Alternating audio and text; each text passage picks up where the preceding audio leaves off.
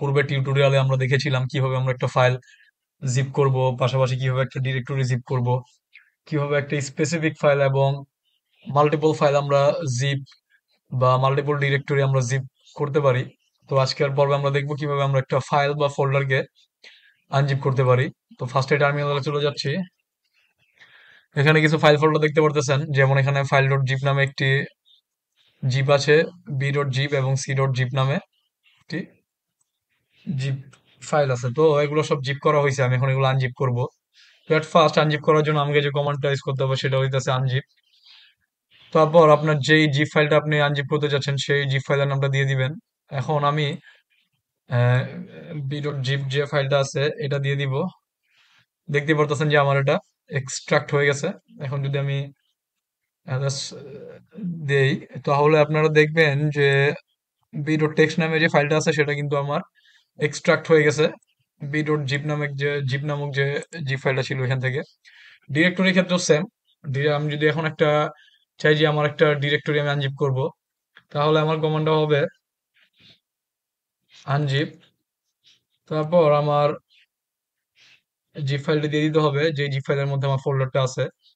আমার C dot zip নামে যে জিপ ফাইলটি আছে এটার মধ্যে আমার একটা ডিরেক্টরি আছে। এখন যদি আমি এন্টার প্রেস করি, তাহলে দেখতে পারতেছেন যেখানে আমার সি ডিরেক্টরি ইন্ডিভিজুয়াল হয়ে গেছে, মানে আপনার জিপ ফাইল থেকে বের হয়েছে। মানে আপনার আনজিপ কমান্ড ইউজ করে আমরা কোনো টেক্সট ফাইল এবং ডিরেক্টরিকে আনজিপ করতে পারবো। এখন যদি আমি চাই যে আমার এখানে একটা ফাইল আছে, মানে ফাইল ডট জিপ, এখান থেকে আমি শুধুমাত্র স্পেসিফিক একটা ফাইল বা একটা ডিরেক্টরি আনজিপ করব, তাহলে আমার কমান্ডটা কি হবে? এট ফার্স্ট আমরা দেখি যে আমাদের আমাদের এখানে কি কি ডিরেক্টরি বা আপনার টেক্সট ফাইলগুলো আছে। এর জন্য আমরা যে কমান্ড ইউজ করছিলাম জিপ ইনফো, তারপর ফাইল নেমটি দিয়ে দিব ফাইল ডট জিপ। তাহলে দেখতে পারতেছেন যেখানে আমার তিনটা টেক্সট ফাইল আছে এবং দুইটা ডিরেক্টরি আছে, এ এবং বি নামে। এখন আমি চাচ্ছি যে আমার এখন আমি চাচ্ছি যে আমার ই ডট টিএক্সটি যে ফাইলটা আছে সেটা আমি এক্সট্রাক্ট করব, শুধু ইন্ডিভিজুয়াল একটা ফাইল। তো এর জন্য আমার কমান্ডটা হবে আনজিপ।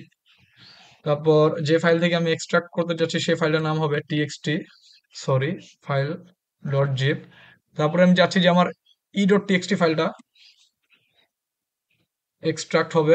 এন্টার প্রেস করলাম, তাহলে দেখতে পারতেছেন যে ই ডট টিএক্সটি ফাইলটা আমার এক্সট্রাক্ট হয়ে গেছে, মানে ইন্ডিভিজুয়াল একটা ফাইল কিন্তু কিন্তু আমি এখানে এক্সট্রাক্ট করছি।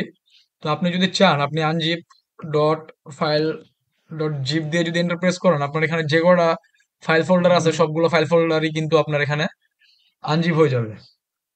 তো আমি তো এখন আপনাদেরকে টেক্সট ফাইল আনজিপ করে দেখালাম ইন্ডিভিজুয়াল। যদি এখন আমরা দেখি আমরা কিভাবে ফোল্ডারটা, স্পেসিফিক একটা ফোল্ডার কিভাবে আমরা আপনার আনজিপ করতে পারি, তাহলে আমার কমান্ডটা সেমই হবে আনজিপ।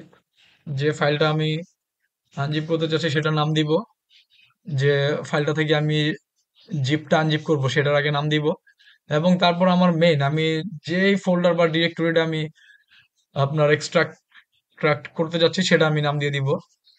এখন যদি আমি এন্টার প্রেস করি, তাহলে দেখতে পারবেন যে আমার এই ডিরেক্টরিটি কিন্তু স্পেসিফিক ভাবে আহ, আপনার আনজিপ হয়ে গেছে।